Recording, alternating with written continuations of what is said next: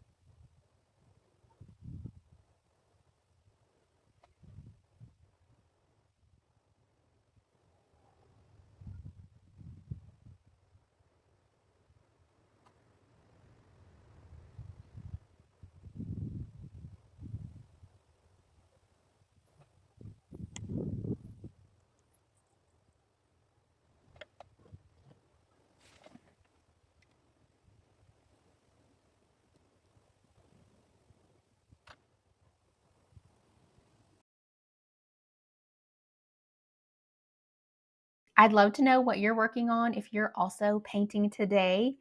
And maybe you're painting what I'm painting, but it also reminds me of a bird's nest, which I've painted some of those, and that's a lot of fun too.